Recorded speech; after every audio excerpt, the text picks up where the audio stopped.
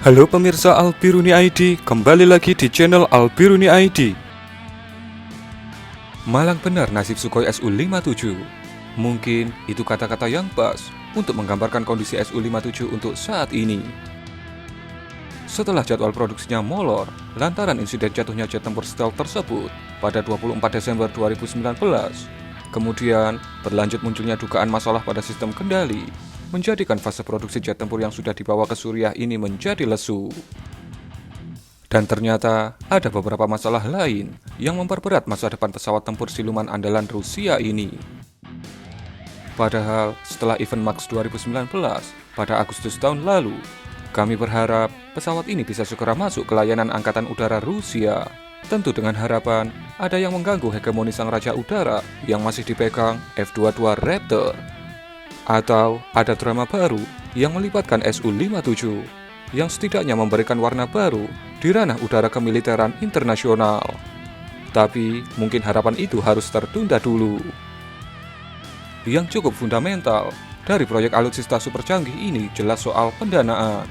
Rusia selama ini mengandalkan pendapatan nasionalnya dari ekspor minyak dan gas, dan kondisi saat ini jadi kurang menguntungkan bagi Kremlin. Pasalnya, Arab Saudi justru menggenjot produksi minyaknya, mendorong pasokan minyak dunia melimpah, yang berimbas pada menurunnya harga minyak di pasaran global. Sedikit informasi, saat ini harga minyak dunia di kisaran $30-an per barel, dan biaya produksi per barel untuk minyak Rusia ada di angka $30-40. Sedangkan Arab Saudi, biaya produksinya hanya di angka $9 per barel. Sontak pendapatan Rusia berpotensi melorot atas hal tersebut. Kilas balik ke tahun 2018, India pun telah menarik diri dari program Su-57 lantaran tidak yakin pada karakteristik stealth pada jet tempur ini.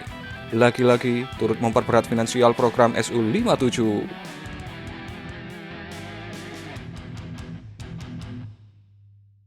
Tanda-tanda lesunya program Su-57 juga mulai dilihat dari rencana akuisisinya.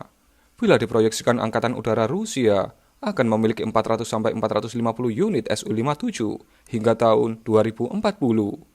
Namun faktanya, pemerintah Rusia baru resmi mengorder 16 unit Su-57 sampai tahun 2027.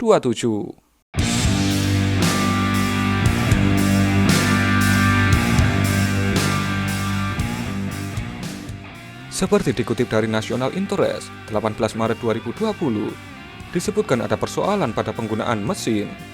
Sejatinya, Su-57 akan terbang menggunakan mesin Izdeliye 30 yang dikadang lebih kuat dan lebih efisien, di mana tiap mesin dapat menghasilkan daya dorong 41.000 pounds. Dengan dua mesin, maka daya dorongnya menjadi 82.000 pounds. Namun, kabarnya pengembangan Izdeliye 30 masih menemui sejumlah masalah pada kendali, sehingga prototipe Su-57 yang terbang selama ini masih menggunakan mesin lama, yaitu mesin Saturn AL41, jenis mesin yang digunakan pada Sukhoi Su-35, di mana daya dorong mesin ini per satu unitnya mencapai 33.000 pounds dengan afterburner. Dengan rangkaian kondisi tadi, para analis militer menduga Rusia belum akan memulai kembali produksi Su-57. Tekanan harga minyak dunia yang turun, ditambah pandemi corona, akan menyita perhatian pemerintahan Vladimir Putin. Belum lagi dilihat dari kebutuhan, di mana Su-35 masih dianggap mumpuni untuk menjalankan misi dan kepentingan militer Rusia. Maka program Su-57 bisa kian molor. Bagaimana menurut pendapat Anda?